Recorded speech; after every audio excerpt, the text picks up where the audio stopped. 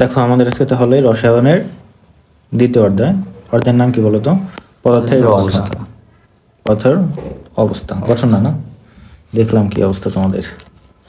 বুঝছো, পদার্থের অবস্থা পড়বো, এখন নিজেদের অবস্থাটা একটু যাচাই করে নেওয়া উচিত, তাই না? হ্যাঁ, পদার্থের গঠন আমরা কোথায় পড়ছিলাম বলতো? ওই যে এইটে পড়ছিলাম। তো তো আমরা আজকে জানবো পদার্থের অবস্থা সম্পর্কে। পদার্থের কত ধরনের অবস্থা হয় এবং তাদের মধ্যে সম্পর্ক সবকিছু আমরা পড়বো। তো দেখো এখানে এটা ইংলিশে কি বলা হয়? State of matter। এখন দেখো এই যে পদার্থের অবস্থা, এর মধ্যে দুইটা শব্দ আছে, কয়টা বলো তো? দুইটা। একটা হলো পদার্থ এবং এর অবস্থা। হ্যাঁ, পদার্থ এবং অবস্থা। তাহলে প্রথমে জানতে হবে আসলে পদার্থ কি, আগে জানতে হবে, দেন তার অবস্থা সম্পর্কে জানবো। তাহলে পদার্থ কাকে বলে জানো? পদার্থ কাকে বলে বলছিলাম মনে হয় তোমাকে। জানো পদার্থ কাকে বলে? তুমি জানো? মানে কোনো পদার্থের সংজ্ঞাটা কি? মানে পদার্থের আমি বলতেছি, লিখে রাখো। যার ভর আছে এবং জায়গা দখল করে। ভর আছে, এটা বই আছে। হ্যাঁ, জায়গা দখল করে,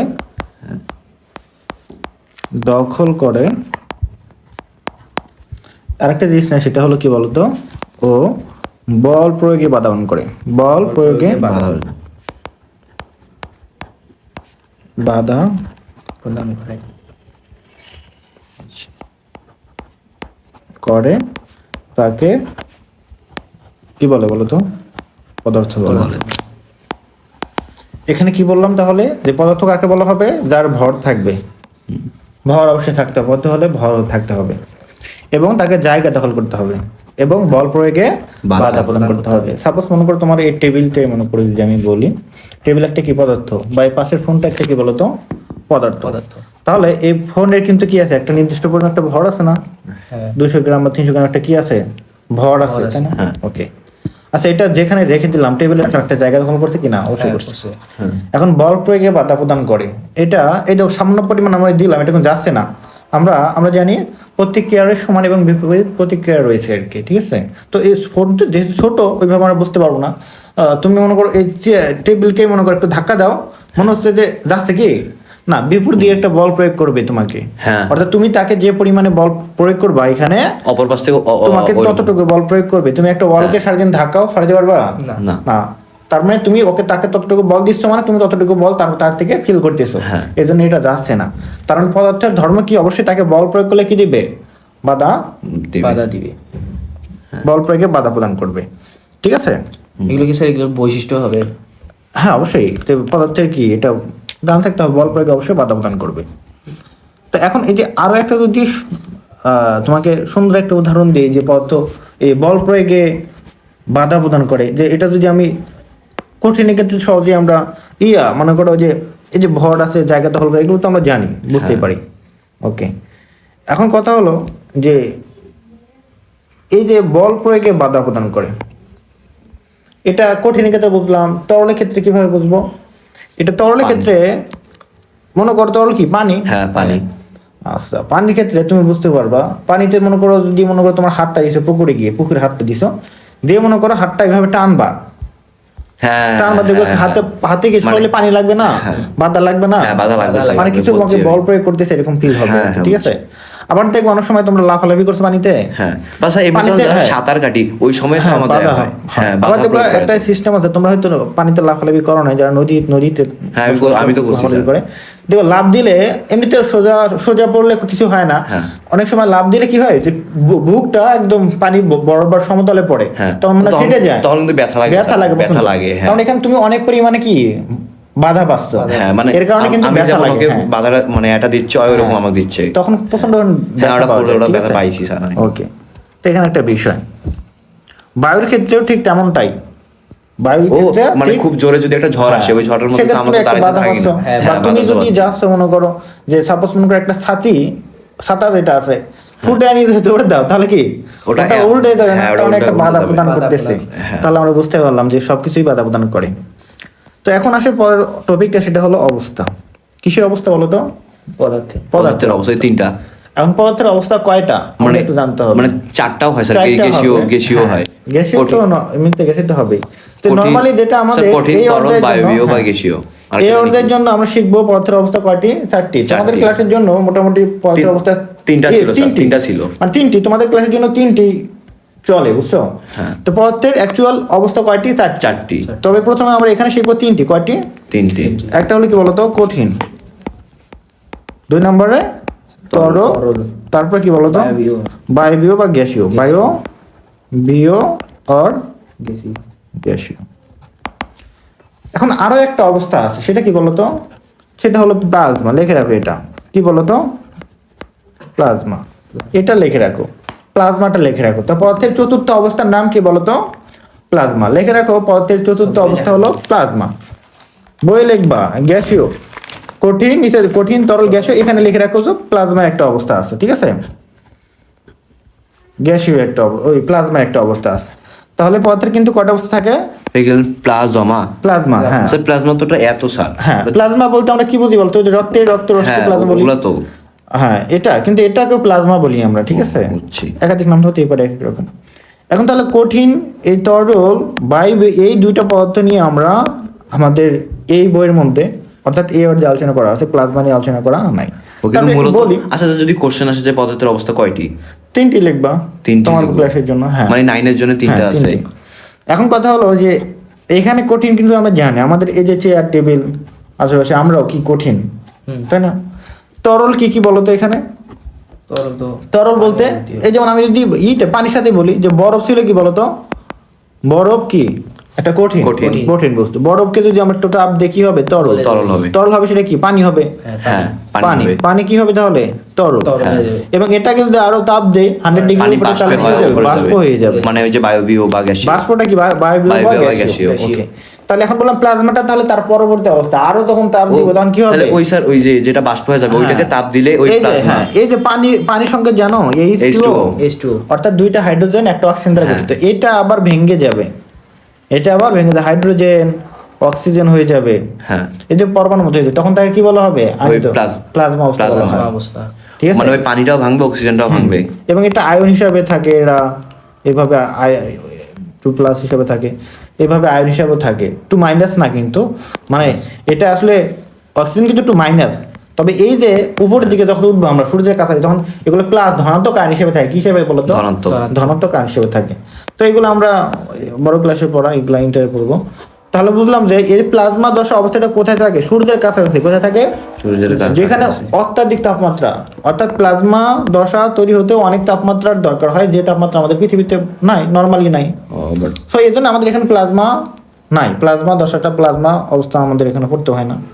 তো টোটাল অবস্থা 4টা, তবে আমরা এখানে পড়বো হলো 3টা, ঠিক আছে? এই 3টা সহ চলো 3টা সম্পর্কে তাহলে আমরা এখন বিস্তারিত একটু জানবো। দেখো শুরুতে কি বলছে এখানে আমাদের? বলছে পদার্থের বিশেষ বৈশিষ্ট্য হলো এগুলার কি আছে? ভর আছে, স্থান দখল করে বা জায়গা দখল করে। আরেকটা কি বললাম? বল প্রয়োগে বাধা প্রদান করে। সো এটা এখানে লিখে নিবা, এই সাইটে এখানে লিখে নিবা, বল প্রয়োগে বাধা প্রদান করে। ওকে, যেমন দেখো কি বলছে এখানে, বল প্রয়োগে বাধা প্রদান করে। এটা লিখে রাখো যে বল প্রয়োগে বাধা প্রদান করে। বল প্রয়োগে বাধা প্রদান করে। এখানে যদি লিখবা তাহলে শর্টকাট লিখবা, বল এভাবে লিখবা, বল প্রয়োগে বাধা প্রদান করে। বাসায় গিয়ে ফুল ফর্মে লিখবো। তো দেখো এখানে স্থান দখল করলো, বল প্রয়োগে বাধা প্রদান করে।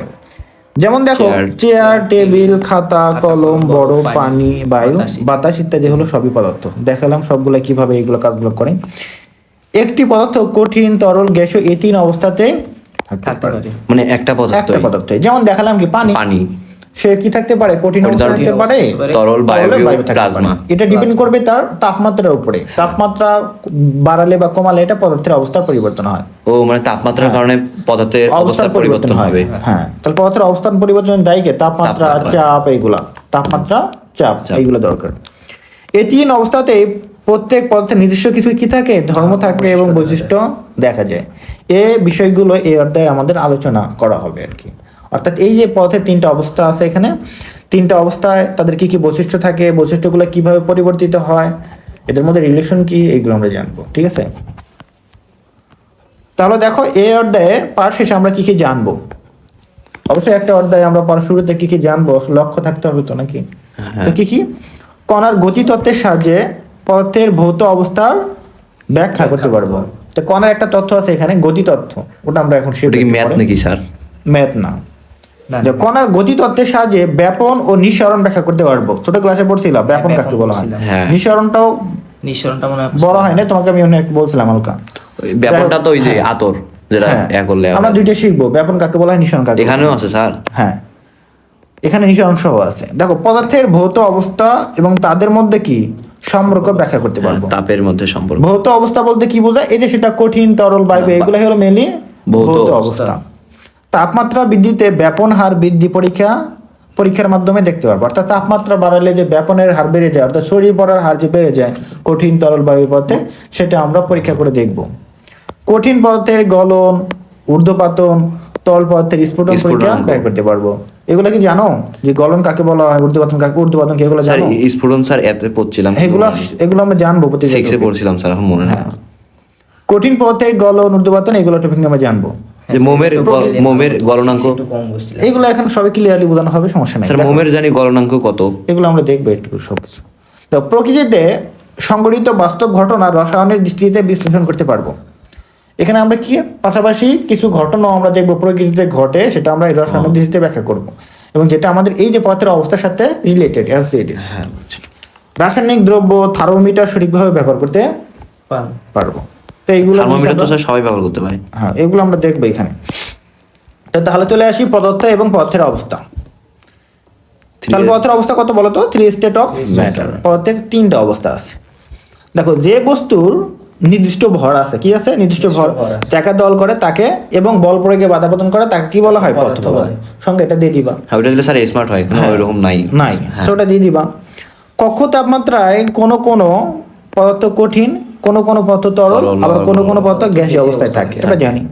যেমন কক্ষ তাপমাত্রায় চিনি, খাদ্য লবণ, মার্বেল ইত্যাদি কি কঠিন অবস্থায় থাকবে। পানি, তেল, কেরোসিন ইত্যাদি কি তরল অবস্থায় থাকবে। নাইট্রোজেন, অক্সিজেন, কার্বন ডাইঅক্সাইড ইত্যাদি কি গ্যাসীয় অবস্থায় স্যার এই যে থাকবে। কক্ষ তাপমাত্রা মানে কি? কক্ষ তাপমাত্রা বলতে আমরা নর্মাল টেম্পারেচার বুঝি। নর্মাল একটাই, যেমন আমাদের এখন কি কক্ষ তাপমাত্রা কত? মনে করো এখন কত আছে? 16 বা 15। 16, হ্যাঁ, 15। এটাকে মিলে আমরা কক্ষ তাপমাত্রা আমাদের বলতে পারি। তবে এটা তো কক্ষ শোনো, তাপমাত্রা হ্যাঁ, মানে ঘরেরটা নাকি? না, নর্মাল টেম্পারেচার। এখন কথা হলো এই যে কক্ষ তাপমাত্রা তো আমাদের পরিবেশের উপর ডিপেন্ড করে, কখনো থাকে গ্রীষ্মকাল, কখনো শীতকাল। শীতকাল। তাহলে কখন কোনটা মেজার করবো? বা এখন আজকে সকালে অনেক তাপমাত্রা কম, দুপুরে বেশি, বেশি। তার নির্দিষ্ট একটা মান আছে। হ্যাঁ। তো সেই কক্ষ তাপমাত্রা কত আমরা ধরি, যে নর্মাল কক্ষ তাপমাত্রা ধরে হলো 25 ডিগ্রি সেন্টিগ্রেড। কত? 25 ডিগ্রি। সবসময় এটাকে ধরবো, বুঝছো? এটাকে বলি স্ট্যান্ডার্ড টেম্পারেচার। আর প্রেশার কত? 1 atm। নরমাল কক্ষ তাপমাত্রা স্যার। নর্মাল বা স্বাভাবিক তাপমাত্রা লেখা রাখো। কক্ষ। স্বাভাবিক তাপমাত্রা বা কক্ষ তাপমাত্রা দাও। এই যে কক্ষ তাপমাত্রা লেখা আছে না, এই যে এখানে দেখো তো, হ্যাঁ। কোথায় লেখা আছে? কক্ষ তাপমাত্রা, এখানে গোল দিয়ে লেখা রাখো 25 ডিগ্রি। কক্ষ তাপমাত্রার উপরে গোল দিয়ে লেখা রাখো 25 ডিগ্রি, তাহলে হয়ে গেল, আর বেশি কিছু করতে হবে না। হ্যাঁ, বুঝছো? এটাকে বলা হয় স্ট্যান্ডার্ড টেম্পারেচার। কি বলা হয়? আদর্শ তাপমাত্রা, স্ট্যান্ডার্ড টেম্পারেচার। এন্ড প্রেশার কোনটা? সাথে প্রেশারও আছে, আমরা বলি এইভাবে এসটিপি। মানে প্রেসার মানে স্যার ওই কক্ষ তাপমাত্রা। এসটিপি তে তাপমাত্রা কত বোঝায়? তাপমাত্রা কত বলো তো? 25 ডিগ্রি সেন্টিগ্রেড।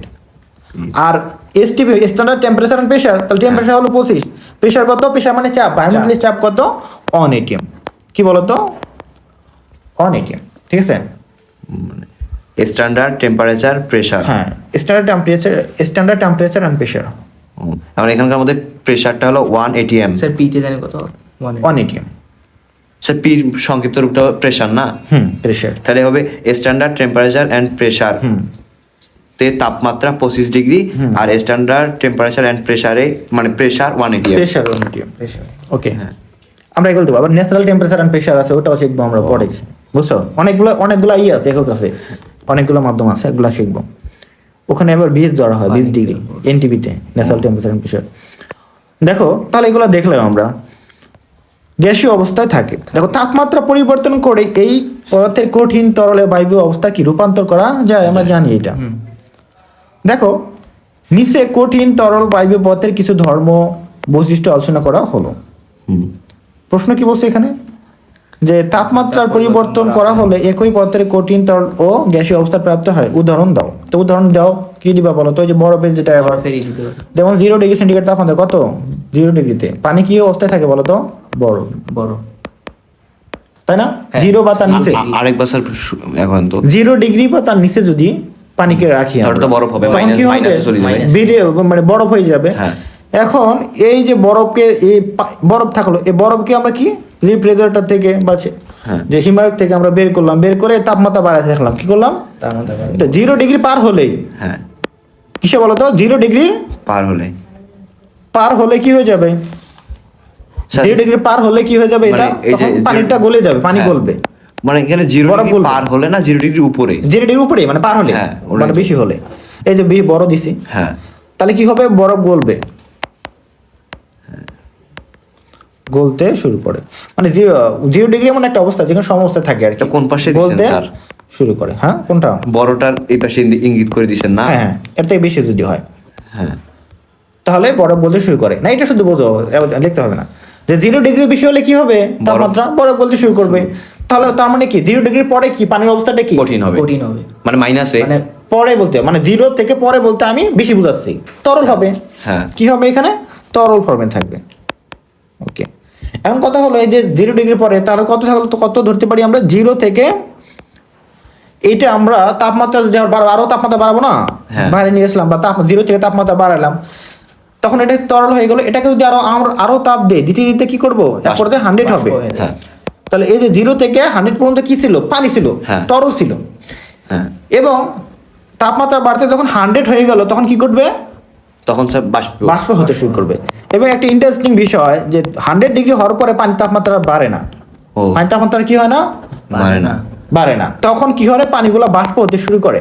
হ্যাঁ, এটাকে বলা হয় পানির কি বলতো, স্ফুটনাঙ্ক। কি বলা হয়, স্ফুটনাঙ্ক। পানির অর্থাৎ স্ফুটন- যে তাপমাত্রায় কোনো পদার্থ ফুটতে শুরু করে, যে তাপমাত্রা যে তাপমাত্রায় কোনো পদার্থ ফুটতে শুরু করে তাকে কি বলা হয়, স্ফুটনাঙ্ক। স্ফুটনাঙ্ক। আর যে তাপমাত্রায় কোনো পদার্থ গলতে শুরু করে তাকে কি বলা হয়, গলনাঙ্ক। বুঝতে পারছো? তাহলে স্ফুটনাঙ্ক আর গলনাঙ্ক বুঝতে পারছো? স্যার আরেকবার বলুন তো। যে তাপমাত্রা, এটা আমরা শিখবো একটু পরে, এগুলা এখন লাগবে না, আমরা আসছি পরে। তাহলে দেখলাম 100 ডিগ্রি উপরে গেলে কি হবে, বাষ্প। বাষ্প হয়ে যাবে। আমরা দেখলাম যে পদার্থের চেঞ্জ হয়, অবস্থার চেঞ্জ হয়, হ্যাঁ। তাপমাত্রা পরিবর্তন তাপমাত্রা হলে। পরিবর্তন। এটাই শুধু মনে রাখবে, একটু পরে আমরা গলন, স্ফুটন, গলনাঙ্ক, স্ফুটনাঙ্ক এগুলো জানবো বিস্তারিত, ঠিক আছে? ওকে। ওকে, এখন দেখো তাহলে 3টা অবস্থার মধ্যে প্রথমটা কোনটা যেন, কঠিন। কঠিন পদার্থ। কঠিন। এখন একটা পদার্থ সেটা কঠিন থাকবে না তরলে থাকবে, এটা ডিপেন্ড করে কয়েকটা বিষয়ের উপরে। ওই যে একটা তো তাপমাত্রা। হ্যাঁ, তাপমাত্রা ওখানে বিষয় আছে। তাপমাত্রা একটা শক্তি দান করে। তাপমাত্রা কি করে, শক্তি দান করে। তাপমাত্রা বলতে তাপমাত্রার কারণে তাপ থাকে, তাপের কারণে তাপমাত্রা বৃদ্ধি পায়। হ্যাঁ, মেনলি তাহলে তাপ কি করবে, শক্তি- একটা শক্তি দিবে। এই শক্তি নিয়ে, শক্তির কারণে একটা অভ্যন্তরীণ শক্তির কারণে ওটা কঠিন পদার্থ, তরল বা কঠিন এভাবে তরল যখন হবে। একটা হবে। আমরা দেখতেছি কঠিন পদার্থ কি বলছে এখানে, কঠিন পদার্থের নির্দিষ্ট ভর, নির্দিষ্ট আকার, নির্দিষ্ট কি থাকবে, আয়তন থাকবে। আয়তন থাকবে। বোঝাই তো যাচ্ছে। অর্থাৎ কঠিন তো একটা নির্দিষ্ট আকারে থাকে, হ্যাঁ, ওটা তো নির্দিষ্ট বোঝা একটা আকার থাকবে। যেমন এই যে ফোন একটা কঠিন, আকারটা কি চেঞ্জ আছে? না। আমি যখন আসলাম তখন এরকম সাইজ ছিল, এখন এরকম। তাহলে একটা নির্দিষ্ট আকার আছে, তাই না? এবার একটা নির্দিষ্ট ভর আছে না, ভর কি কমছে, ভর তো আছে। আছে। এবং নির্দিষ্ট কি আছে, আয়তনও আছে। আয়তন আছে। এটা কিন্তু কঠিন পদার্থের বৈশিষ্ট্য, এর নির্দিষ্ট ভর আছে, নির্দিষ্ট আকার, নির্দিষ্ট আয়তন আছে। আয়তন। সব পদার্থের কণাগুলোর মধ্যেই এক ধরনের কি আকর্ষণ বল থাকে। এটা হলো একটা মেইন কথা। যে কোনো পদার্থ, সেটা কঠিন, তরল, বায়বীয়, মানে ওইটারই আকর্ষণ থাকে, কঠিন হ্যাঁ। আকর্ষণ। মানে আসলে কি পদার্থ কি দ্বারা তৈরি বলতো, পরমাণু দ্বারা তৈরি না, হ্যাঁ, পরমাণু।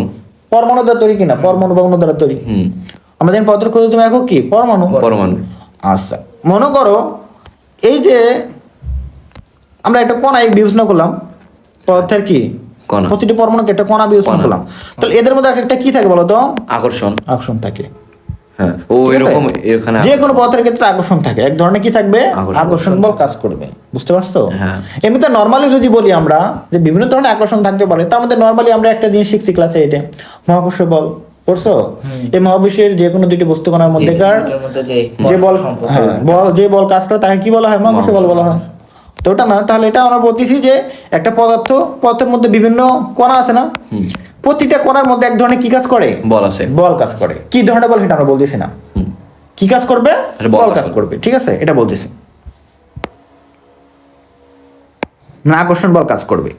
একে কি বলা হবে, আন্তঃকণা আকর্ষণ বল। কি বলা হবে, আন্তঃকণা আকর্ষণ বল। বা আমি বলি আন্তঃআণবিক আকর্ষণ বল। কি বলি বলতো, আণবিক আণবিক আকর্ষণ বল। মানে স্যার বলতেছি তার মনে করো একটা পদার্থ মনে করো এই যে অসংখ্য কি দ্বারা গঠিত বলো তো, কণা দ্বারা কণা গঠিত। দ্বারা গঠিত। তারা বললাম এই যে দুইটি কণা মানে কণাগুলোর মধ্যে কি আছে, এক ধরনের আকর্ষণ আছে। আকর্ষণ। তাহলে আন্ত বলতে কি নিজের না, বাইরে কার বাইরে, সাথে, হ্যাঁ। অন্তঃক্রিয়া প্রতিযোগিতা, আন্তঃক্রিয়া প্রতিযোগিতা। প্রতিযোগিতা, হ্যাঁ। তাহলে এই যে একটা কণার সাথে আরেকটা কণার যে আকর্ষণটা, সেটা কি বলা হবে, আন্তঃকণা আকর্ষণ। আন্তঃকণা আকর্ষণ। বা এটা দুইটা যদি অণু ধরি বা কণা ধরি তাহলে আন্ত আণবিক বলতে পারি আমরা, আন্ত আণবিক বা দুইটা অণুর মধ্যে যেটা সেটা, তো এটা আমরা আন্তঃকণা বা আন্ত আণবিক আকর্ষণ বলি। আগে ছিল এখানে লেখা ছিল আন্ত আণবিক আকর্ষণ, তো ওটাই ভালো লাগে আমার কাছে, ঠিক আছে, পড়াশোনা ঠিক বলি। আন্ত আণবিক আকর্ষণ বা আন্তঃকণা এটার মধ্যে যে আকর্ষণ বল। আকর্ষণটা আছে ওইটা হলো হ্যাঁ, আন্ত তাহলে আণবিক দুইটি আকর্ষণ কণার বল। মধ্যেকার যে আকর্ষণ বা সেটা কি বলা হয়, আন্তঃকণা আকর্ষণ। আণবিক। আন্তঃআণবিক আকর্ষণ বল বা আন্তঃকণা আকর্ষণ। দেখো কঠিন পদার্থের কণাগুলোর মধ্যে আন্তঃকণা আকর্ষণ বল সবথেকে কি থাকবে, বেশি থাকবে। এটা মনে রাখতে হবে। কথা হলো পদার্থ কয়টা অবস্থা থাকে, তিনটা না? তিনটা। কঠিন, তরল, বায়বীয়। বায়বীয়। এর মধ্যে সবথেকে কোনটার মধ্যে আকর্ষণ বল বেশি থাকবে, কঠিন। কঠিন পদার্থ। কঠিন পদার্থের মধ্যে। এবং ওটা আমি পরে বলতেছি, একদম আমি আগে তোমাকে আলাদা করে দেখাই। ওকে, এখন দেখো একটা আন্তঃআণবিক কি দেখলাম, একটা আমরা আকর্ষণ বল। আকর্ষণ বল দেখলাম। এখন দেখো এই অণুগুলোর মধ্যে এক ধরনের দূরত্ব আছে কিনা বলো তো, হ্যাঁ আছে। এটাকে বলা হয় আন্তঃআণবিক দূরত্ব বা আন্তঃকণা দূরত্ব। কি বলা হবে? আন্তঃআণবিক দূরত্ব। হ্যাঁ, আন্তঃআণবিক দূরত্ব। এটা তো সহজ আছে স্যার। আণবিক দূরত্ব। তাহলে আমি বই না পড়ে আগে তোমাকে বিষয়টা ক্লিয়ার করে দিই নাকি? হ্যাঁ। ওকে, 24 নম্বর। তাহলে পদার্থের অবস্থা কয়টা দেখলাম আমরা? তিনটা। একটা হলো কঠিন, একটা তরল, স্যার লিখে নিব। বায়বীয় লিখতে পারো, বায়বীয়, বিয়। কঠিন, তরল, বায়বীয়। বায়বীয় লিখে নিতে পারো। তাহলে তাও লিখে নিলে পরে দেখে যোগ করে নিও। কঠিন, তরল, বায়বীয়। বায়বীয়। তাহলে কি বুঝলাম যে কঠিন, তরল, বায়বীয় ফর্মে থাকে কেন, পদার্থগুলো আসলে কেন কঠিন, তরল, বায়বীয় ফর্মে থাকে কেন? কথা হলো এই যে এখানে আমরা শিখবো সেটা, কঠিন, তরল, বায়বীয় অবস্থায় থাকে কেন থাকে। কেন? তো এই যে এখানে আমরা একটু দেখে নিই। স্যার ওইটা করিডর বায়বীয় কেন থাকে? মানুষ করে দেখি থাকে। না, মানুষ করার জন্য থাকে না, একটা কারণ আছে।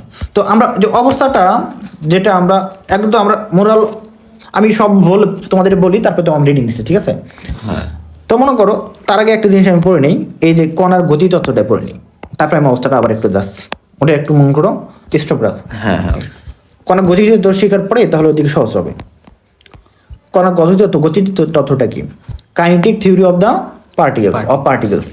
কণার গতি তত্ত্ব। হ্যাঁ, তারপরে দেখো সকল পদার্থই ক্ষুদ্র ক্ষুদ্র কি দ্বারা কণা দ্বারা তৈরি? কণা দ্বারা গঠিত। কণা দ্বারা গঠিত। সকল পদার্থই ক্ষুদ্র ক্ষুদ্র ক্ষুদ্র কণা দ্বারা গঠিত, গঠিত। যেটা বললাম। এবং এই কণাগুলো একে অপরকে কি করে, আকর্ষণ করে, যেটা একটু আগে বললাম। কি করবে, আকর্ষণ করবে। যাকে কি বলা হয়, আন্তঃকণা আকর্ষণ। আন্তঃআণবিক আকর্ষণ। কি বলা হবে? তাহলে এখানে কিন্তু একটা জিনিস ভুল হতে পারে বা সমস্যা হতে পারে। দেখো আকর্ষণ করে, ওখানে কি বললাম, আকর্ষণ বল। হ্যাঁ। এখানে কি বলছে, আন্তঃকণা আকর্ষণ শক্তি। ও শক্তি আর বল কিন্তু আলাদা জিনিস। হ্যাঁ। শক্তি আর বল আলাদা। আলাদা। বলের সাথে কি বলতো, সময় গুণ দিলে আমরা কি পাই, শক্তি পাই। শক্তি। শক্তি। তাই না? শক্তি আর কাজ একই। হ্যাঁ। mg। হ্যাঁ। mg। না, ডাব্লিউ ইকুয়াল ডাব্লিউ মানে এফএস। তাহলে আমরা তো স্যার বললাম ডাব্লিউ ইকুয়াল এমজি। না, ওটা ডাব্লিউ ইকুয়াল এমজি পড়ো না, এফ সমান এমজি। ও এফ সমান এমজি। হ্যাঁ, এটা হলো বল, আর এই বলের সাথে এস গুণ দিলে কি হয়, কাজ হয়। শক্তি। শক্তি হয়, মানে কাজ হয়, কাজ আর শক্তি একই, হ্যাঁ। তাই না? কাজ করার সামর্থ্যকে হ্যাঁ, শক্তি শক্তি বলে। বলা হয়। তো যাই হোক, আমি যেটা বলতেছি যে তুমি বলতে পারো আন্তঃআণবিক আকর্ষণ বল, মানে বা আন্তঃআণবিক আকর্ষণ শক্তি, বা আন্তঃআণবিক আকর্ষণ বল, দুইটাই বলতে পারো এই অর্থের জন্য। হ্যাঁ। তো আমরা মিললে আন্তঃআণবিক আকর্ষণ বলটাই বলবো। কি বলবো? আন্তঃআণবিক আকর্ষণ বল।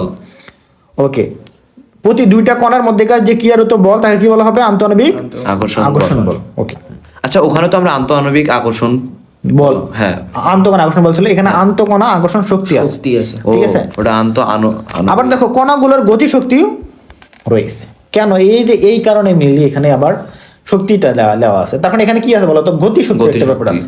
এই জন্য আবার কি একটা আকর্ষণ শক্তি ব্যবহার করা হয় থাকে। বুঝতে পারছো?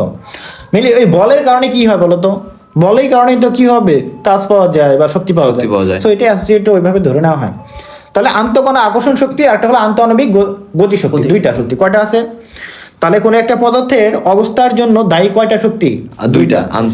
আন্তঃআণবিক আকর্ষণ শক্তি, একটা হলো আন্তঃআণবিক গতি শক্তি। আচ্ছা, আকর্ষণ শক্তি দিয়ে বলি, তাহলে কি বুঝলাম যে দুইটা কণার মধ্যেকার কি থাকে বলতো, একটা আন্তঃআণবিক আকর্ষণ বলের কারণে কি হবে? আন্তঃআণবিক আকর্ষণ শক্তি থাকবে। হ্যাঁ। আমরা এইভাবে বলবো, আন্তঃআণবিক আকর্ষণ বলের কারণে আন্তঃআণবিক আকর্ষণ একটা শক্তি থাকবে। এবং আমরা ওখানে তো বললাম আন্তঃ আণবিক আকর্ষণ বল, এখানে হলো ওইটাই আর কি, ওই আন্তঃআণবিক বলের কারণে শক্তি হ্যাঁ, হয়। আন্তঃকণা হলো আকর্ষণ শক্তিটা হয়। ঠিক আছে, এখন আবার কণাগুলো কিন্তু ফিক্স থাকে না। কোন একটা পদার্থ, যে কোনো পদার্থ, সেটা কঠিন, তরল, বায়বীয়, কণাগুলো কি থাকে না? স্থির থাকে না। কিছু থাকে না। কঠিন পদার্থের মধ্যে কণাগুলো কি থাকে? কাঁপতে থাকে। কণাগুলো কাঁপতে থাকে। তাহলে তো ওই বরফটাও স্যার কাঁপার কথা। হ্যাঁ, বরফ কাঁপবে না, কণাগুলো কাঁপে, আমরা দেখতে পাই না, আমরা বুঝতে পারি না, কিন্তু সেটা কি বলতো? কম্পনশীল অবস্থায় থাকে কণাগুলো, ঠিক আছে? তবে কঠিনের ক্ষেত্রে এই কম্পনটা তুলনামূলকভাবে সবথেকে কম, তরলের ক্ষেত্রে আরো বেশি, গ্যাসের ক্ষেত্রে আরো বেশি। আরো বেশি। ঠিক আছে, তাহলে কি বুঝলাম? তাদের মধ্যে আন্তঃআণবিক আকর্ষণ শক্তি থাকবে এবং কি থাকে? আর এটা বিজ্ঞানীরা কিভাবে দেখছে? এরা পরীক্ষা করে দেখছে, বিভিন্ন কিছু পরীক্ষা করে দেখছে, ঠিক আছে? বা বিভিন্ন পরীক্ষা করতে গেলে দেখছে যে একটা ধর্মের উপর ডিপেন্ড আছে, যে না এই কাজটা যদি মানে এই গতি না থাকে তাহলে এই কাজ হবে না, দেখতেছে এরকম ভাবে বিভিন্ন ভাবে বের করা হয়। তাহলে বললাম যে আন্তঃআণবিক আন্তঃকণা আকর্ষণ শক্তি একটা জিনিস, আর একটা কি বলতো? কণাগুলোর মধ্যে একটা কি আছে? গতিশক্তি। গতিশক্তি। কণাগুলোর গতিশক্তি আছে, অর্থাৎ এটা ফিক্স থাকে না, সবসময় কি চলমান অবস্থায় থাকে। ওকে, এখন কথা হলো আন্তঃকণা আকর্ষণ শক্তি এবং কণাগুলোর গতিশক্তি দিয়ে পদার্থের কঠিন, তরল এবং বায়বীয় অবস্থা ব্যাখ্যা করার তত্ত্বকে কি বলা হয়? এটা গতিতত্ত্ব বলা হয়। সূত্র। তাহলে গতিতত্ত্ব কাকে বলা হয় বলতো? এই যে আন্তঃকণা আকর্ষণ শক্তি এবং কণাগুলোর গতিশক্তি দিয়ে পদার্থের কঠিন, তরল ও বায়বীয় অবস্থা ব্যাখ্যা করার তত্ত্বকে কি বলা হয়? গতিতত্ত্ব বলা হয়। গতিতত্ত্ব বলা হয়। বুঝছো? এটাই হলো কণাগুলো, আমাদের কণার গতিতত্ত্ব। এখন দেখো, যখন কোনো একটি পদার্থের কণাগুলোর আকর্ষণ শক্তি খুবই কি হবে? বেশি হবে, বেশি থাকে। তখন এগুলো কি থাকবে? খুবই কাছাকাছি থাকবে। এখন আমি আমার মতো করে বুঝাই দিই, ঠিক আছে? আমি এখন একটু আমার মতো যখন করে, কোনো পদার্থের আন্তঃকণা আকর্ষণ শক্তি খুব বেশি থাকে। তো এখন একটু আমার মতো করে আমি বুঝাই। মানে তার মানে কি বুঝলাম এখানে? আমরা এখানে বুঝলাম যে কঠিন পদার্থ বা তরল পদার্থ, গ্যাসীয় পদার্থ, যে কোনো পদার্থের ক্ষেত্রে এখানে দুইটা টার্ম, একটা হলো আন্তঃআণবিক আকর্ষণ বল একটা, আকর্ষণ বলের কারণে কি হবে? ওই যে আকর্ষণ মানে শক্তি। আন্তঃআণবিক শক্তি আন্তঃআণবিক হবে, মানে এখানে শক্তি। আকর্ষণ, ওখানে শক্তি, বল এখানে, ওখানে শক্তি একই। বলের কারণে শক্তি হবে, আন্তঃআণবিক হ্যাঁ। শক্তি বা আন্তঃকণা শক্তি, একই কথা। হ্যাঁ। আর একটা জিনিস টপিক আছে, কি বলতো? আন্তঃআণবিক আন্তঃআণবিক দূরত্ব। দূরত্ব একটা আছে। আর একটা কি টপিক দেখলাম এখানে বলতো? কণাগুলো কি থাকে? গতিশক্তি। কণাগুলো কি থাকবে? গতিশক্তি গতিশক্তি রয়েছে। ওকে ওকে, একটা গতিশক্তি আছে। হ্যাঁ। কণাগুলো একটা কি থাকবে? গতিশক্তি গতিশক্তি রয়েছে। এখন গতিশক্তি এখানে লিখলাম আমরা কণাগুলোর। মানে এটা কঠিন নাকি স্যার? সব ক্ষেত্রে আছে। এখন এর মাঝে আরেকটা জিনিস আছে, সেটা কি বলতো? আন্তঃআণবিক দূরত্ব। হ্যাঁ, ওটাই।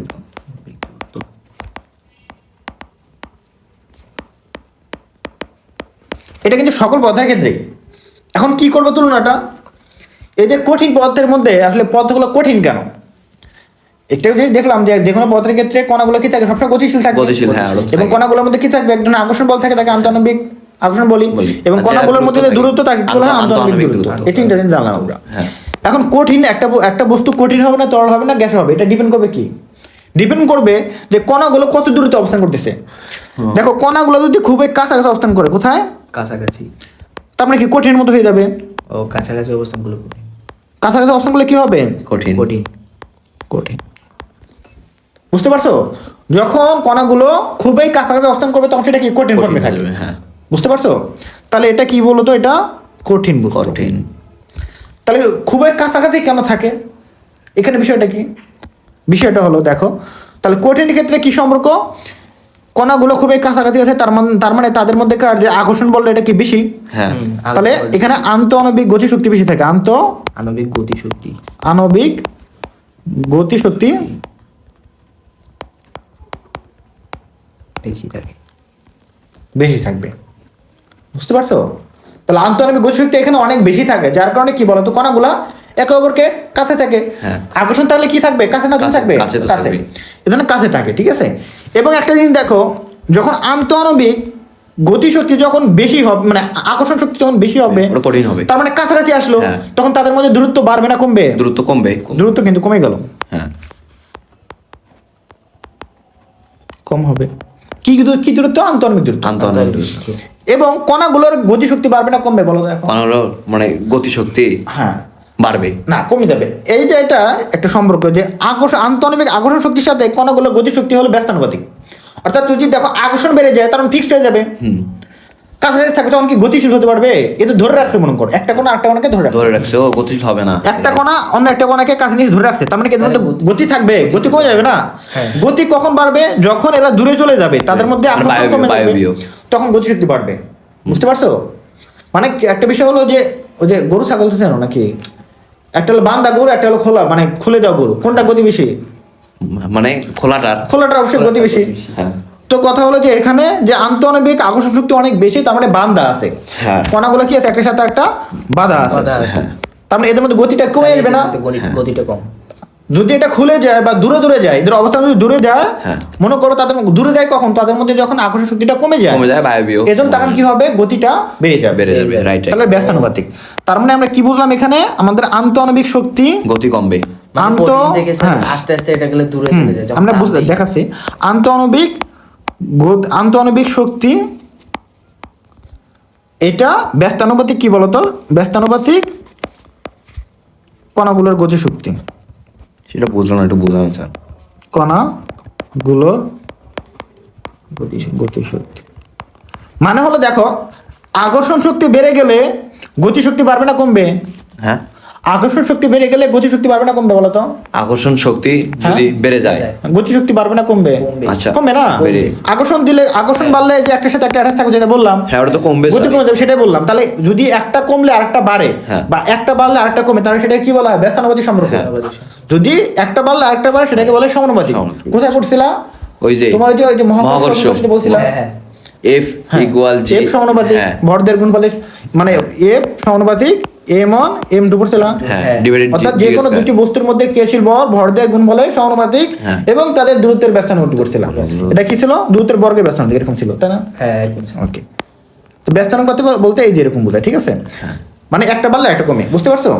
ওকে, এখন দেখি আমরা একটু তরলটা অঙ্ক করি। তরলে তাহলে কি হবে? কণাগুলো আরেকটু দূরে যাবে, আরেকটু দূরে গেল।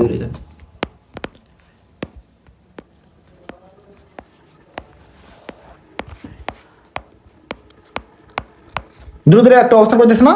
তাহলে এটা কি বলতো? তরল। তরল। এটা গতিশক্তিটা একটু বেশি। তরল মানে কি? তার মানে দূরে অবস্থান করতেছে, এখানে এটা কি তরল? এজন্য তরল। এখন তার মানে দূরে অবস্থান করতেছে মানে কি? তাদের মধ্যে আকর্ষণটা বাড়ছে না কমছে? বাড়ছে।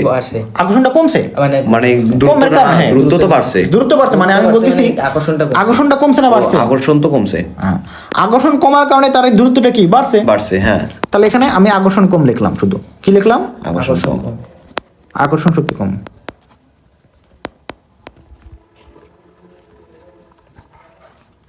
শক্তি কম, ঠিক আছে? হ্যাঁ। এর তুলনায় কম, বুঝতে পারছো? তার মানে দূরত্বটা বাড়ছে না কমছে? দ্রুত বাড়ছে। দূরত্ব বাড়ছে।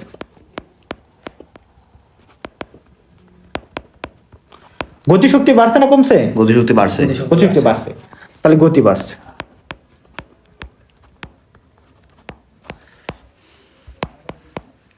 বুঝতে পারছো? স্যার, গতি আর গতিশক্তির মধ্যে কি কোনো ডিফারেন্ট আছে? গতি বলতে শক্তি, গতি বলতে না, গতি বলতে বেগকে বোঝানো হয়, গতি শক্তি আলাদা জিনিস। গতি থেকে গতি শক্তি হয়। দেখো এখন কি, তাহলে গ্যাসের ক্ষেত্রে কি হয়? এই যে এগুলা অনেক দূরে থাকে, মানে তাদের মধ্যে আকর্ষণ শক্তি নেই বলেই চলে। অর্থাৎ আমরা জানি গ্যাসি পদ থেকে আমরা যে কোনো একটা কন্টেনারে যদি রাখি, যে পাত্রে রাখবো সেই পাত্রে পুরো আয়তন কি করে? দখল করে। একটা পলিথিনে যদি তুমি একটু বায়ু নাও, বায়ুকণাগুলো ওই পুরো জায়গা জুড়ে কি করবে? দখল করবে, অবস্থান করবে। অর্থাৎ দূরত্ব বেশি, তাদের মধ্যে কোনো আকর্ষণ বল নেই বলেই চলে। যেহেতু আকর্ষণ নাই, তারা একে অপরকে টানতেছে না, তো দূরত্ব তো কিন্তু তাদের মধ্যে কি আছে? গতিশক্তি সবারই আছে। তাহলে তাদেরকে টানার মধ্যে কেউ না, তার মানে তারা ছুটে যাবে না গতির কারণে। এই জন্য তারা মানে সবসময় কি বেশি দূরত্ব মেনটেন করার চেষ্টা করে। তাদের গতি আছে, দূরে চলে যাওয়ার চেষ্টা করে, তাদের মধ্যে আকর্ষণ নাই, বুঝতে পারছো? এবং তার মানে এখানে দূরত্ব বাড়বে না কমবে? দূরত্ব অবশ্যই অনেক বাড়বে, অনেক বাড়বে। তাহলে দূরত্ব সব থেকে বেশি কার? এই গ্যাসের। তাহলে এখানে শক্তি নেই বলেই চলে, আন্তঃআণবিক শক্তি নেই বলে চলে। আন্তঃআণবিক শক্তি নেই বললে আন্তঃআণবিক শক্তি নেই বললে চলে। চলে। গতি শক্তি কি সর্বোচ্চ?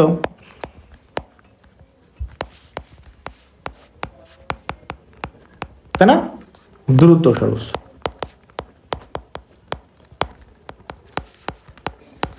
বুঝতে পারছো? তাহলে একটা পদার্থ কঠিন হবে না তরল হবে না বায়ু হবে, সেটা ডিপেন্ড করে কি বলতো? আন্তঃআণবিক শক্তি এবং কণাগুলোর গতিশক্তি। অর্থাৎ যদি কণাগুলোর মধ্যে গতিশক্তি মানে আন্তঃআণবিক শক্তি সর্বোচ্চ হয়, কি বলতো? আন্তঃআণবিক গতি শক্তি সর্বোচ্চ হয়, তার মানে কি হবে? সেটা কঠিন হবে। আন্তঃআণবিক শক্তি সর্বোচ্চ হলে কঠিন, বেশি মানে সর্বোচ্চ মানে হ্যাঁ। বেশি হলে তো কঠিন হবে। এবং আন্তঃআণবিক শক্তি যদি সর্বোচ্চ হয় সেক্ষেত্রে কি হবে? গতিশক্তিটা সর্বনিম্ন হবে, গতিশক্তি সর্বনিম্ন। দূরত্ব সর্বনিম্ন হবে, হ্যাঁ। তখন সেটা হয়ে যাবে কঠিন। যদি এই শক্তিটা একটু কি আন্তঃআণবিক কই লিখছি? গতিশক্তি লিখছি। হ্যাঁ। তাহলে আন্তঃআণবিক আকর্ষণ শক্তি উপরে না, তাহলে এখানে একটা কি কঠিনের ক্ষেত্রে কি ছিল বেশি বলতো? আণবিক শক্তি বেশি। আন্তঃআণবিক আকর্ষণ শক্তি বা আন্তঃআণবিক শক্তি। এই যে আর শুধু- লিখছিলেন তো। হ্যাঁ লিখছি। এটা কি হবে? সর্বোচ্চ হবে না, সর্বোচ্চ। আর গতিশক্তিটা সর্বনিম্ন হবে, সর্বনিম্ন। দূরত্ব কম হবে। হ্যাঁ, দ্রুত। যদি এটা অল্টার একটু পরিবর্তন হয়, যে এখানে আকর্ষণ শক্তিটা একটু কমে যায়, হ্যাঁ। এটা কমে গেলে কি করবে? এই যেটা বেড়ে যাবে, দ্রুত বেড়ে আকর্ষণ না হলে গতি বেড়ে যাবে, গতি বেড়ে গেলে কি হবে? দূরত্ব বেড়ে যাবে। দূরত্ব বেড়ে যাবে। এটা কি তরলের ক্ষেত্রে। পরেরটা ক্ষেত্রে আকর্ষণ আরো কমে গেল, মানে আকর্ষণ নেই বলেই চলে, এই বলে হ্যাঁ। চলে। মানে বিকর্ষণের পর্যায়ে। তখন কি হবে? আকর্ষণ নাই মানে কি গতিশক্তি বেড়ে যাবে, গতিশক্তি মুক্ত বেড়ে ভাবে যাবে। গতি হবে, গতিশীল হবে। অনেকটা আর গতিশক্তি বেড়ে গেল মানে কি দূরে দূরে অবস্থান করবে, মানে দূরত্ব বেড়ে দূরত্ব যাবে। বেড়ে যাবে। আণবিক শক্তিটা সম্পর্কে বুঝতে পারছো? তখন সেটা কি হয়ে যাবে? বায়বীয় হয়ে যাবে। বায়বীয়। হ্যাঁ বায়ু। বুঝতে পারছো? এটাই হলো আমাদের সম্পর্ক। এখন যদি রিডিং পড়ো, যাই পড়বো তাই বলবো। এখন আমরা এক পাশে পড়ি। তাহলে দেখো কি বললাম এখানে। দেখো আবার একটু আমরা প্রথম থেকে বলি নাকি। ওকে, হ্যাঁ স্যার। কঠিন পদার্থের নির্দিষ্ট ভর, নির্দিষ্ট আকার, নির্দিষ্ট আয়তন আছে। ওকে, সব পদার্থের কণাগুলোর মধ্যেই এক ধরনের আকর্ষণ বল কাজ করে, আন্তঃআণবিক আকর্ষণ শক্তি। একে আন্তঃকণা আকর্ষণ বল বলা হয়, বা মানে যে বলটা বলা হয়, এক ধরনের আকর্ষণ বল থাকে তাকে আন্তঃকণা আকর্ষণ বল বলা হয়। এর কারণে এক ধরনের শক্তি কাজ করে, সেটাকে বলা হয় আন্তঃআণবিক শক্তি। শক্তি। কঠিন পদার্থের কণাগুলোর মধ্যে এই আন্তঃকণা আকর্ষণ বল সবথেকে কি বেশি থাকবে। হ্যাঁ, এটা তো বললাম। এই কারণে কঠিন পদার্থের কণাগুলো খুব কাছাকাছি থাকবে। হ্যাঁ বললাম তো। সবই বলা আছে, এখন শুধু রিডিং দিচ্ছি। এবং নির্দিষ্ট অবস্থানে থাকে, ফলে কঠিন পদার্থের নির্দিষ্ট আকার হয়। যেহেতু নির্দিষ্ট অবস্থানে ফিক্স থাকে, গতি নাই, গতি কম, হ্যাঁ। এজন্য আকারটা ফিক্স থাকে। আকারটা কিন্তু fix থাকে। কলমের আকারটা ফিক্স থাকে, পরিবর্তন হচ্ছে না, এজন্য ফিক্স। যেহেতু আকর্ষণ বলটা অনেক বেশি, এটা ধরে রাখে আর কি কণাগুলোকে। গতিশক্তিটা কমে। কঠিন পদার্থের উপর চাপ প্রয়োগ করলে এটা সংকুচিত হয় না। কারণ কি? সংকুচিত হওয়ার তো জায়গা নাই, আছে। ও বায়বীয় সংকুচিত হ্যাঁ, হবে স্যার। কারণ যতটুকু মানে এর কাছাকাছি অবস্থান করতেছে, হ্যাঁ এটা তো চাপ দিয়ে সংকোচন করতে পারবা না। যারা মানে দূর gap এ নাই, এরকম একটা স্যার গ্যাপ gap এ নাই, হ্যাঁ। আর যাদের মধ্যে গ্যাপ অনেক আছে, চাপ দিয়ে কি করতে পারবা? এই কাছাকাছি করতে পারবা না। হ্যাঁ, ওই বায়বীয় তো করা যাবে, তরলও হ্যাঁ, করা যাবে। তরল করা যাবে। সব থেকে তাহলে বেশি কোনটা করা যাবে? বায়বীয়, বায়বীয়। বায়বীয়। তারপরে তরল, তরল। কঠিন করা যাবে কঠিন না তো বলে চলে। হ্যাঁ। এটাই আর কি। তাহলে এটাই বলছে। তাহলে চাপ প্রয়োগ করলে এরা সংকুচিত কি হবে? হবে হয় না। না। আবার দেখো, তাপমাত্রা বাড়লে কঠিন পদার্থের আয়তন খুবই কম পরিমাণে কি পায়? বৃদ্ধি পায় মানে স্যার। একটা আমি একটু পরে বলতেছি। তাপ প্রয়োগে কিন্তু পদার্থের আয়তন কি হয়? বৃদ্ধি পায়। তাপ প্রয়োগে পদার্থের আয়তন বৃদ্ধি ওই যে পায়। তরল হয়। হ্যাঁ, তাপ প্রয়োগ করলে হ্যাঁ তাপ প্রয়োগ করলে আয়তন বৃদ্ধি পায়। কিভাবে আয়তন বৃদ্ধি পায়? তার কারণ তাপে কি করে? তাপ এক ধরনের শক্তি। শক্তি। বাইরে থেকে যখন আমরা শক্তি প্রয়োগ করি, হ্যাঁ। তখন এগুলা কি পাবে? গতিশক্তি বৃদ্ধি পায়। কি হয়? এটাকে গতিশক্তি হবে। তাহলে তাপ শক্তি নিয়ে কণাগুলো কি শক্তি লাভ করে? গতিশক্তি। কিন্তু এই গতিশক্তি কার বিরুদ্ধে কাজ করে? আন্তঃআণবিক শক্তি, হ্যাঁ। আন্তঃআণবিক আকর্ষণ শক্তি। তো এই যে আমি বাইরে থেকে তাপ দিলাম, এটা তাপের প্রতীক, ঠিক আছে? তাপ দিলাম, এটিপি তাপ দিলাম মানে তাপ, এটিপি মানে তো তাপ না। ওটা ওই আলাদা জিনিস, ওটা কাঁচি মানে তাপ দিলাম। তাহলে আমি STP, কণাতে তাপ দিলাম, তাপ দেওয়ার কারণে কি হবে? এর গতিশক্তিটা বেড়ে যায়। বেড়ে যাবে। অর্থাৎ এই তাপ শক্তিটা গতিশক্তিটা কি হবে? কনভার্ট হবে। হ্যাঁ। কিন্তু এই গতিকে প্রিভেন্ট করে কে? আন্তঃআণবিক আকর্ষণ শক্তি না, হ্যাঁ। এই যে কণাগুলোর মধ্যে। তাহলে মনে করো যে আন্তঃআণবিক আকর্ষণ শক্তি সর্বোচ্চ, তার কারণে এটা কঠিন অবস্থায় আছে আকর্ষণ শক্তি। হ্যাঁ। এখানে আন্তঃআণবিক গতিশক্তি সর্বনিম্ন। হ্যাঁ। তো বাইরে থেকে যদি আমরা কি দিচ্ছি? তাপ দিচ্ছি। তাপ দিয়ে। হ্যাঁ বাইরে থেকে তাপ তাপ বা দিচ্ছি। শক্তি। এই জন্য হালকা পরিমাণে এই আন্তঃআণবিক গতিশক্তিটা কি হবে? বেড়ে যাবে। বেড়ে যাবে। তার মানে এই যে অবস্থানটা হালকা পরিমাণে একটু দূরে যাবে, একটু দূরে যাবে না, হ্যাঁ। একবার এখন যেতে পারবে না। তার মানে আকর্ষণটা তো শক্তিশালী, হ্যাঁ। একটু যাবে, মানে বাইরে থেকে তাপ দিলে হালকা একটু নড়বে, হালকা এটাই। একটু। হালকা একটু যাবে। বুঝতে পারছো? এই জন্য আয়তনটা বাড়বে না কমবে? আয়তনটা আয়তনটা ইয়া। পারবে না, আর এতটুকু দূরে সরে গেল। যদি অত্যাধিক পরিমাণে বেশি পরিমাণে হিট দেওয়া হয় সেক্ষেত্রে অবস্থার পরিবর্তন হয়ে যাবে, আরো দ্রুত হয়ে যাবে। হ্যাঁ। তখন সেটা কি থাকবে, তখন সেটা বায়বীয় কঠিন হবে, সেটা না, তরল হবে, তরল। আরো বাড়ালে কি হবে, আরো দ্রুত হয়ে যাবে। বায়বীয়। হ্যাঁ, তার মানে কি বুঝলা, তাপ প্রয়োগ করলে কি করা যায়, গতি শক্তিকে বাড়ানো যায়। হ্যাঁ। বুঝছো, গতি শক্তি বাড়লে কি হবে, দ্রুত হয়ে যাবে, হ্যাঁ, উচ্চ আগের শক্তি কমে যাবে, ধীরে ধীরে পদার্থের অবস্থার পরিবর্তন হয়। বুঝতে পারছো, একসাথে একটা রিলেটেড। তো এটা আমরা বুঝলাম। কঠিন পদার্থের কণাগুলো কি বলতো, কণাগুলো চলাচল বা স্থান ত্যাগ করতে পারে না, Right, হ্যাঁ। এবং নিজস্ব স্থানে কি নিজস্ব থাকে, স্থানে দখল করে কম্পন সৃষ্টি করতে পারে।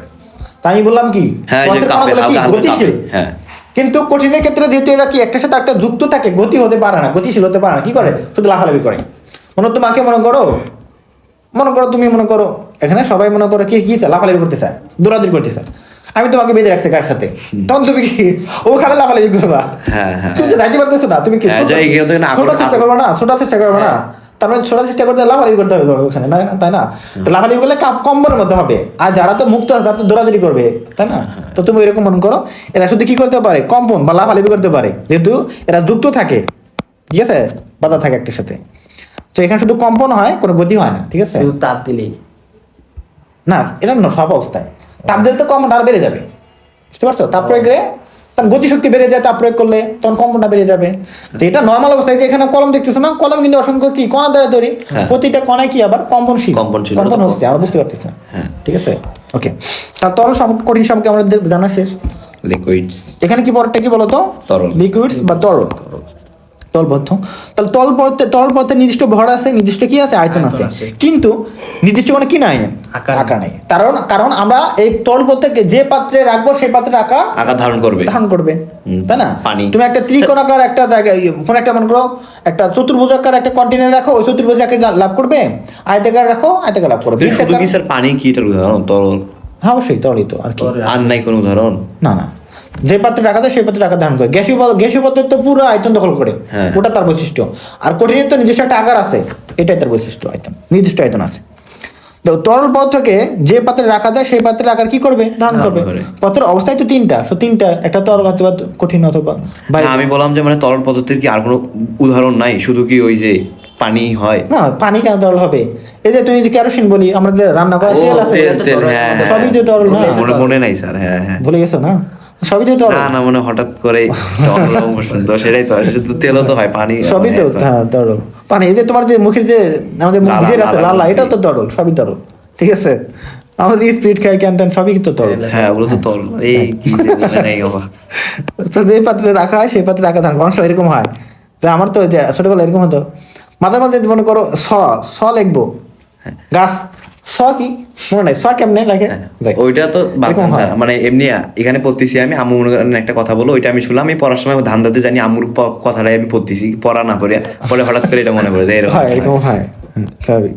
আমার এরকম ক্লাস 5 গিয়ে এরকম গাছ লিখবো, যে গাছের বানানোর পাই না, এটা কি লিখবো, মানে যে 29টা লিখবো, জানি লিখবো, কিন্তু কেমন এটা তো জানি না। হ্যাঁ, এরকম হয়, আপনি বুঝছেন। ক্লাস 5 পরীক্ষা। তরল পদার্থের কণাগুলো কঠিন পদার্থের কণাগুলোর চেয়ে কি তুলনামূলকভাবে বেশি দূরত্ব অবস্থান করে। থাকে কেন? তাদের মধ্যে যে আমাদের গতিশক্তিটা বেড়ে যায়, তাহলে এরা বেশি দূরত্ব অবস্থান করবে। এদের মধ্যে আন্তঃকণ আকর্ষণ বল কঠিন পদার্থের চেয়ে কি হবে, কম হবে, আকর্ষণ বলটা কম হবে, হ্যাঁ। তরল পদার্থের চাপ প্রয়োগ করলে এবং কণার গতিশক্তি কি হবে, বেশি হবে। এবং চাপ প্রয়োগ করলে আয়তন কি করা যায়, হ্রাস পায় না, মানে কমে না, মানে হ্রাস পায় না বলেই চল, মানে খুবই কম পরিমাণে হবে, খুবই কম পরিমাণে হবে আর কি। তবে তাপ প্রয়োগ করলে কি করা যায়, তরল পদার্থের আয়তন বৃদ্ধি করা যায়, বৃদ্ধি পায়। এই যে মনে করো যে তুমি পানি নিছো, পানিতে যদি মনে করো তাপ দাও, নর্মাল একটা লেভেল রাখবা, একটু তাপ দিবা, কিছুক্ষণ দেখবা যে আয়তনটা একটু ফুলে উঠছে, একটু বেড়ে যাবে আর কি, এরকম একটা অবস্থা। এই আয়তন বৃদ্ধির পরিমাণ কঠিন পদার্থ এই আয়তন বৃদ্ধির পরিমাণ কঠিন পদার্থের চেয়ে কি হবে, বেশি হবে। মানে কঠিন পদার্থ অল্প খায়, মানে বেশি। কারণ তো বুঝলাই নাকি, তাহলে কঠিন পদার্থের মধ্যে যে আকর্ষণ বলটা বেশি থাকে, যে সহজে কি বৃদ্ধি পেতে দেয় না, দূরত্ব যাতে দেয় না, এই জন্য এর থেকে তরলের মধ্যে কি হবে, এই যে আয়তন বৃদ্ধির পরিমাণটা বেশি হবে, গ্যাসের ক্ষেত্রে আরো বেশি হবে। তাহলে এর মধ্যে কি বলতো, এর মধ্যে কোনো আকর্ষণ শক্তি নেই বলেই চলে, এমনিতে তো আছে, আরো দিলে যদি তাপ প্রয়োগ করে আরো গতি হবে, আরো আয়তন দখল করবে, ঠিক আছে, ওকে। এখন কথা হলো কেন তরল পদার্থের কণাগুলো কঠিন পদার্থের চেয়ে একটু বেশি দূরত্বে অবস্থান করে, কেন বলো তো? মানে কেন তরল পদার্থের কণাগুলো কঠিন পদার্থের কণা থেকে একটু বেশি দূরত্বে অবস্থান করে? কারণ বুঝো না? এর গতিশক্তির হ্যাঁ, এই যে গতিশক্তির কারণে। হ্যাঁ, এদের গতিশক্তি বেশি বেশি। এবং আন্তঃআণবিক আন্তঃআণবিক আকর্ষণ শক্তি কম, কম। এই কারণে বেশি দূরত্বে অবস্থান করে। ঠিক আছে, শেষ। এখন দেখো গ্যাসীয় বা বায়বীয় অবস্থা, গ্যাসেস। গ্যাসীয় বা বায়বীয় অবস্থা বা গ্যাসেস, এটা কি বলতো? তারপরে ওই যে এটা তো আমরা অলরেডি সব পড়ে আসি, কিন্তু হ্যাঁ হ্যাঁ গ্যাসীয় পদার্থের নির্দিষ্ট কি বলতো ভর আছে, নির্দিষ্ট আকার বা আয়তন নাই, আছে? গ্যাসীয় পদার্থ নির্দিষ্ট আকার আয়তন আছে? যেটাতে রাখবেন ওইটাই হবে। গ্যাসীয় পদার্থের আকার নাই, কোনো আকার নির্দিষ্ট আয়তন আছে? তুমি বলতে পারো যে এটা ত্রিভুজ আকৃতি, এটা আয়তাকার আকৃতি, এ বলতে পারো চারকোণ এরকম আকৃতি আকার না। আছে? তাই এরকম নির্দিষ্ট কি নাই, আকার নাই এবং আয়তনও নাই। হ্যাঁ। কেন আয়তন নাই? আমরা যে পাত্রে রাখবো সেই পাত্রে, মানে আমরা যে পাত্রে রাখবো, মানে যেমন ভাবে রাখবো এরকমই হবে না, ওই পুরো আয়তন দখল করে। হ্যাঁ, যেমন ওই যে সিলিন্ডার গুলা হ্যাঁ। এটা রাখছো, ওটা পুরোটারই তো আয়তন পুরোটা হবে। আয়তন দখল করবে, ঠিক আছে? এটাই হ্যাঁ। যে কোনো পরিমাণ গ্যাসীয় পদার্থ ভিন্ন ভিন্ন আয়তনের পাত্রে রাখলে পদার্থ কতটি ধারক পাত্রের পুরো আয়তন কি করবে, দখল করবে। হ্যাঁ, পুরোটাই তো। অর্থাৎ আমি মনে করো এই নির্দিষ্ট পরিমাণে একটা গ্যাস আছে এইটুকু, এটা যদি একটা এই বড় পাত্রে রাখি, হ্যাঁ, পুরোটাই পুরো দখল পাত্র করবে। দখল করবে, ছোট পাত্রে রাখলে তাও পুরো এই পাত্র পুরোটা দখল করবে। বুঝতে পারছো? হ্যাঁ। অর্থাৎ এটা পাত্রের উপর ডিপেন্ড করবে আয়তন, ঠিক আছে? আকারটা। আকার নাই তো, এটা হলো আয়তন। হ্যাঁ, গ্যাসীয় পদার্থের কণাগুলো কঠিন ও তরল পথের চেয়ে অনেক বেশি বেশি দূরে অবস্থান করে। কেন? এই যে কারণ এদের মধ্যে হ্যাঁ। এদের কি কণাগুলোর গতিশক্তি সর্বোচ্চ এবং আন্তঃআণবিক আকর্ষণ শক্তি নেই বললেই চলে। হ্যাঁ। যার কারণে আকর্ষণ শক্তি সর্বোচ্চ দূরে অবস্থান করে। তাই এদের আন্তঃকণা কি বলতো? আন্তঃকণা আকর্ষণ বল খুবই কম, নাই বললেই চলে। চাপ প্রয়োগ করলে কি হবে? গ্যাসীয় পদার্থের আয়তন অনেক কমে যায়, কারণ এই যে এরা দূরে দূরে অবস্থান করে। হ্যাঁ, চাপ প্রয়োগ করলে চাপানো যায়, বুঝছো? তাপ প্রয়োগ করলে স্যার চাপ প্রয়োগ করলে, আমি একটু তোমাকে প্রমাণ দিচ্ছি। আবার দেখো, ওই পলিথিনটার মধ্যে তো আবার দেখো, তাপ প্রয়োগ করলে গ্যাসীয় পদার্থের আয়তন কি বেড়ে যাবে? হ্যাঁ, ওটা তো বেড়ে হ্যাঁ, যাবে। বেড়ে যাবে। গতিশক্তি এমনিতে বেশি, আরো গতিশক্তি হচ্ছে, আকর্ষণ নাই। এদেরকে ধরে রাখার মতো কেউ নাই তো, আকর্ষণ নাই। হ্যাঁ। আকর্ষণ নাই, তার মানে তাপ প্রয়োগ করলে আরো গতি নিয়ে আরো কি দ্রুত চলে যাবে, দূরে চলে যাবে। আয়তন বেড়ে যাবে। কারণ আকর্ষণটা হ্যাঁ, আকর্ষণ নাই। আরো একটা কি বললাম বলতো, এদের কি বলতো, চাপ প্রয়োগ করলে আয়তন কমে যায়। প্রমাণটা আমি বলি, ওই হ্যাঁ, ওই- দেখছো না, ওই যে এটা ওই যে সিরিঞ্জ, ইঞ্জেকশন দেওয়ার সিরিঞ্জ, হ্যাঁ হ্যাঁ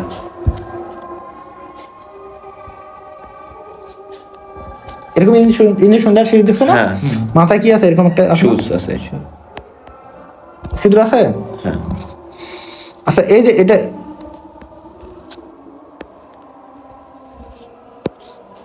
থাকে না একটা এরকম, এটা ফির কি? মাথায় একটা থাকে না কালো? হ্যাঁ হ্যাঁ, ঘুরে গেল। ওইটা তো চাপ প্রয়োগের জন্য দেয়, যেন হ্যাঁ, হ্যাঁ। ওই দিক যায়, হ্যাঁ, সেটাই। সম্পূর্ণ পানিটা যেন, সেটাই। মেডিসিনটা যেন ওই দিক সেটাই। যায়। আচ্ছা, হ্যাঁ, এটা দিয়ে দেয় এটা। এখন মনে করো তুমি কি করবে বলো তো? মনে করো এটা আমি কি করছি, টেনে বের করছি। টেনে কি করছি? বের করছি। হ্যাঁ, টেনে বের করে মনে করো আমি এইটুকু করছি, এখন হলো এইটুকু নিয়ে আসছি। হ্যাঁ, এখন মনে করো এইটুকুই আছে, ঠিক আছে? হ্যাঁ, ওকে, এখন তুমি কি করবা? এখন তুমি তোমার একটা ফিঙ্গার দিয়ে এই মুখটা বন্ধ করে দিছো, আর ফিঙ্গার দিয়ে মনে করো এই মুখটা বন্ধ করে হ্যাঁ, বন্ধ দিছো, করে দিছি। বন্ধ করে দিয়েছো ফিঙ্গার দিয়ে, ঠিক আছে? হ্যাঁ, মুখটা মানে আঙ্গুল দিয়ে আমরা ধরে নেওয়ার সময় চাপ দিয়ে মনে করো ফিঙ্গার দিয়ে তোমার ধরছো, ওকে? তাহলে তো এখন ধরে এটা কি এভাবে চাপ দিচ্ছ ভেতরে, এই যে এটা তো আমরা বের করে নিয়ে আসছি, হ্যাঁ। তাই এটা কি যায় ভেতর দিকে? না স্যার, যাবে না। না যাবে না। একটু যাবে, নর্মালি যে অবস্থা আছে হালকা যাবে। একটু যাবে। না না, পুরোটাই যাবে না তো। হ্যাঁ, যাবে। তার মানে কি দেখো, আয়তন কিন্তু তারপর অনেক কমছে, মানে এইটুকু ছিল, চাপ প্রয়োগ করলে কোথায় আসবে মনে করো, এইটুকু মনে করো আমাদের চাপ প্রয়োগ করলে এই অবধি আসলো, হ্যাঁ, আসলো। আসার পরে আর যায় না, আর যাবে না। মানে পুরো হ্যাঁ, মিটে যায় সবটি না। হয়ে যায়। হ্যাঁ। তার মানে দেখো এইটুকু কিন্তু কি করেছে, আগে ছিল এখানে মানে যে ওই যে- বায়ুটা ছিল, হ্যাঁ। বায়ুটার আয়তন ছিল এইটুকু, হ্যাঁ, এটা এখন আমরা চাপ প্রয়োগ করলে চাপ কত প্রয়োগ করলাম? করলে ওটুকু হয়েছে, এখন এইটুকু। আছে। হ্যাঁ, ওটুকু হয়েছে। বুঝতে পারছো? মানে কণাগুলো একবার একসাথে মনে হয় লাগার মতো হয়েছে নাকি, ওরকম একটা হ্যাঁ, অবস্থা না? কাছাকাছি গেছে হ্যাঁ। আর কি, বুঝতে পারছো? বুঝা গেছে? হ্যাঁ, ওকে, এইটুকু হয়েছে। তাহলে বুঝলাম যে এদের কি হবে, আমাদের আয়তন হ্রাস পায় অনেক। হুম। ওকে, তো এইটুকুই। তো কণার গতি তত্ত্ব এটা তাহলে একবার রিডিং দিয়ে দিই আবার শেষ দিনে, না? হ্যাঁ, হ্যাঁ স্যার। কি বললাম এখানে? সকল পদার্থ পদার্থই ক্ষুদ্র ক্ষুদ্র কণা দ্বারা গঠিত। এই কণাগুলো একে অপরকে কি করে, আকর্ষণ করে, তাকে কি বলে? আন্তঃকণা আকর্ষণ আকর্ষণ শক্তি শক্তি। বলে। আবার কণাগুলোর গতি শক্তি রয়েছে, আন্তঃকণা আকর্ষণ শক্তি এবং কণাগুলোর গতিশক্তি দিয়ে পদার্থের কঠিন তরল ও বায়বীয় অবস্থা ব্যাখ্যা করার তত্ত্বকে গতিতত্ত্ব বলা হয়। ওকে, যখন কোনো পদার্থের আন্তঃকণা আকর্ষণ শক্তি কি থাকবে, খুব বেশি থাকে, তখন কণাগুলো কি থাকে, খুবই কাছাকাছি থাকে, অবস্থান করে এবং তাদের অবস্থান পরিবর্তন করতে পারে না, একটা সাথে একটা লেগে থাকে, অবস্থান পরিবর্তন করতে পারে না। ওই অবস্থা হলো পদার্থটা কি বলতো, কঠিন অবস্থা। ওকে, কঠিন পদার্থে তাপ প্রয়োগ করা হলে তাহলে এটা কঠিন আছে, কণাগুলো খুবই কি আছে, কাছাকাছি। এখন এখানে যদি আমরা তাপ প্রয়োগ করি তাহলে কি হবে, এর গতিশক্তি বেড়ে যাবে।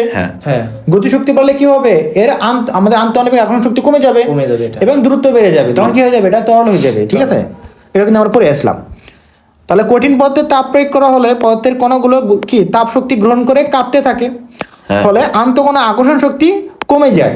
কাঁপার কারণে কি হবে, আন্তঃকণা আকর্ষণ শক্তি কমে যাবে এবং কণাগুলো কিছুটা কি হবে, গতিশক্তি প্রাপ্ত হয়।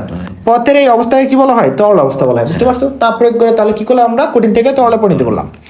আবার দেখো, তরল পদার্থের নির্দিষ্ট কি আছে, আয়তন থাকলেও নির্দিষ্ট আকার থাকে না। আমরা যে পাত্রে রাখবো সেই পাত্রের আকার ধারণ করে। তরল অবস্থায় পদার্থের আরো বেশি তাপ প্রয়োগ করা হলে কণাগুলো তাপ শক্তি নিয়ে আরো বেশি গতিশক্তি হয়, গতিশক্তি বৃদ্ধি করতে থাকে এবং এক সময় গতিশক্তি কি হবে, বেড়ে যায়, এত বেড়ে যায় যে কণাগুলোর আন্তঃকণা আকর্ষণ শক্তি থেকে প্রায় মুক্ত হয়ে যায়, অর্থাৎ আকর্ষণ শক্তি আর থাকে না। তখন একদম গতি নেই কি চলতে শুরু করে, ছুটতে শুরু করে, বিক্ষিপ্ত ভাবে ছুটতে থাকে। পদার্থের এই অবস্থায় কি বলা হয়, গ্যাসীয় অবস্থা বলা হয়। তো গ্যাসীয় অবস্থায় পদার্থের কোন নির্দিষ্ট কি থাকবে, আয়তন থাকবে না, আকার থাকে না, নির্দিষ্ট আয়তন থাকে না, আকার তো থাকবেই না। যে পাত্রে রাখবো তার পুরোটাই দখল করবে। তাকে যে পাত্রে রাখা হয় কণাগুলো সেই আয়তনে ছোটাছুটি করতে থাকে, ওইটুকু জায়গাতে কি ছোটাছুটি করবে, বুঝছো। এই জন্য গ্যাসীয় পদার্থের নির্দিষ্ট কোনো আয়তন নাই, যে পাত্রে রাখা হয় সেই পাত্রের আয়তনে গ্যাসীয় পদার্থের আয়তন, এতে পরিমাণ যাই হোক না কেন। ঠিক আছে, ঠিক আছে। গ্যাসীয় অবস্থায় পৌঁছানোর পর যদি আরো তাপ দেওয়া হয়, তখন কণাগুলো আরো জোরে কি থাকবে, ছুটতে থাকবে এবং গতিশক্তি আরো কি হবে, বেড়ে যাবে। ঠিক আছে, এটা তো প্লাজমা এখন হয় কি, প্লাজমা তো মানে আরো বেশি তাপ যত দিবা তত কি হবে, আরো ছুটতে থাকবে, গতিশক্তি বাড়বে। আমরা তো এই থিওরিটাই পড়ে আসলাম যে তাপ প্রয়োগ করলে কণাগুলো গতিশক্তি বাড়ে, আরো বেশি ছুটবে। তো গ্যাসও হয়েছে, ঠিক আছে, গ্যাস হয়েছে, তুমি যে আরো তাপ প্রয়োগ করলে আরো গতি বাড়বে, আরো গতি বাড়বে, মানে বেশি তাপ প্রয়োগ করতে হবে স্যার, বেশি তাপ প্রয়োগ করলে। তো এই অবধি হলো আজকে আমাদের পড়া। ঠিক আছে, তো এখানে আমরা কি কি শিখলাম, আমরা শিখলাম পদার্থের অবস্থা কত প্রকারের, 4 প্রকারের, তবে আমাদের এখানে 3 প্রকারের। ওকে, এবং এই যে প্রতিটা পদার্থের অবস্থা, মানে পদার্থ কাকে বলে সংজ্ঞা জানলাম, পদার্থের অবস্থা জানলাম, এবং অবস্থা একটা পদার্থ কোন অবস্থায় থাকবে সেটা ব্যাখ্যা করে পদার্থের কি, কণার গতিতত্ত্ব, কণার গতিতত্ত্ব কাকে বলে এটা জানলাম। তারপরে তাহলে এই যে কণার গতিতত্ত্বের মধ্যে আমাদের 3টা শব্দ আমাদের ব্যবহার করা যেতে পারে। একটা হলো আন্তঃআণবিক আকর্ষণ শক্তি, আকর্ষণ বল, আকর্ষণ বলের কারণে আকর্ষণ শক্তি, এবং কণাগুলোর গতিশক্তি, একটা হলো আন্তঃআণবিক দূরত্ব। এই 3টা জিনিসের বিভিন্ন আনুপাতিক হারের কারণে বা বিভিন্ন পরিমাণের কারণে আমাদের পদার্থের অবস্থাগুলো পরিবর্তন হয়, কেউ হয় কঠিন, কেউ হয় তরল, কেউ হয় বায়বীয়। তো এখানে আরেকটা জিনিস দেখলাম যে তাপ প্রয়োগ করার মাধ্যমে কি করা যাচ্ছে বলতো, একটা পদার্থের অবস্থা কঠিন থেকে কি করা যাচ্ছে, বাষ্পে পরিণত করা যাচ্ছে বা গ্যাসে পরিণত করছে, গ্যাসে পরিণত, বাষ্প শুধুমাত্র পানির ক্ষেত্রে, যাই হোক। তো এটা কি বলতো, গ্যাসে পরিণত করতে পারতেছি, তার কারণ তাপ প্রয়োগ করলে কি বৃদ্ধি পায়, গতিশক্তি বৃদ্ধি পায়। গতিশক্তি বৃদ্ধি করলে কি কমে যায়, আকর্ষণ শক্তি কমে যায় এবং দূরত্ব বেড়ে যায়, যার কারণে পদার্থের অবস্থাগুলো পরিবর্তন থাকে। তো এই ছিল আজকে আমাদের পড়া, এটুকু পড়ে আসবো। ঠিক আছে, আমি ধরবো। কোনো সমস্যা আছে? না।